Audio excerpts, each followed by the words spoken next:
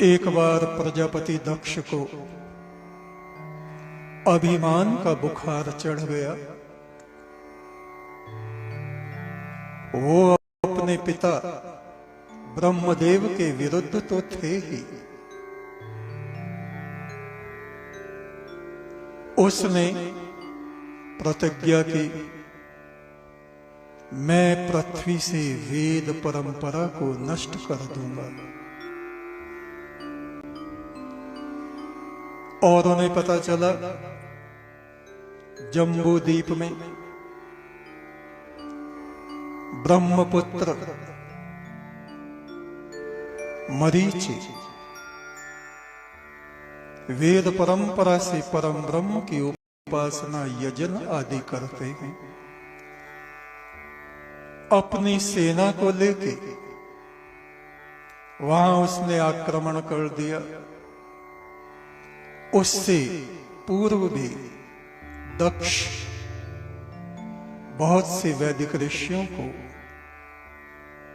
अपने बंदी गृह में कैद कर चुका था। अभिमान से भरा हुआ, दुर्बुद्धि से भरा हुआ, उसने सैनिकों को आज्ञा दी, इन सभी ऋषियों का वध कर डालो। उधर मरीचि ऋषि ने अपने योग बल मंत्र शक्ति का आवाहन किया। तमाम सैनिक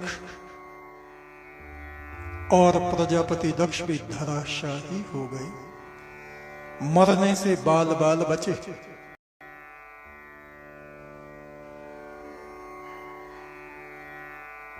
जरा सी देर में दक्ष का अभिमान चूर चूर हो गया।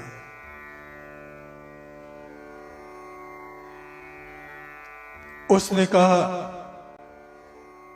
ये मेरी पृथ्वी, मैं इसका स्वामी, मैं नहीं चाहता कि तुम जैसे भिखमंगे भीख मांग मांग के मेरे राज्य को बदनाम करें। आप सब लोग विवाह करो, संतानों को उत्पन्न करो और ये सन्यास का मार्ग त्याग दो। मरीचि ऋषि ने कहा, दक्ष, तुम्हारे आंखों पे अभिमान की पट्टी बंधी है।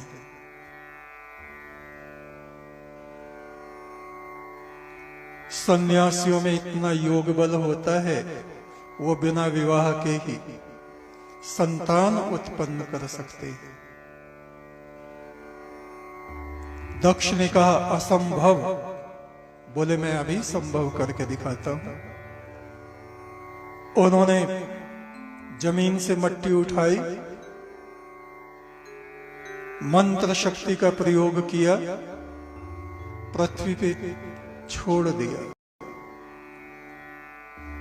प्रकाश का एक पुंज प्रकट हुआ और उसमें से कश्यप ऋषि बिना माता बिना पिता के संयोग से वो उत्पन्न हो गए।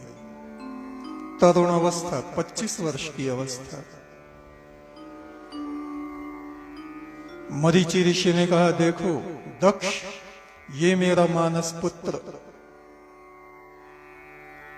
तुम अपनी आंखों से देख लो।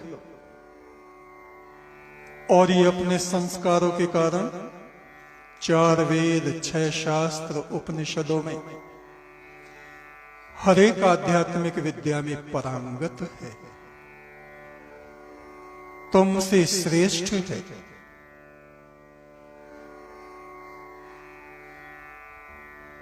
मैं तुमको आज्ञा देता हूं, जो संसार में तुमको पसंद है, जरूरी नहीं वो मनुष्यों को भी पसंद हो और ईश्वर को भी पसंद हो।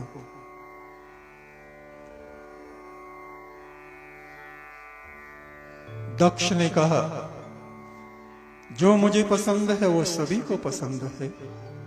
फूल मुझको अच्छे लगते हैं, सबको अच्छे लगते हैं। दुर्गंध कूड़ा कबाड़ मुझको खराब लगता है, सभी को खराब लगता है। बोले नहीं, मेरा पुत्र कश्यप तुमको प्रमाण सहित ये ज्ञान प्रदान करेगा। जाओ, इसके साथ जाओ। ऋषि कश्यप दक्ष को लेके वन में गए।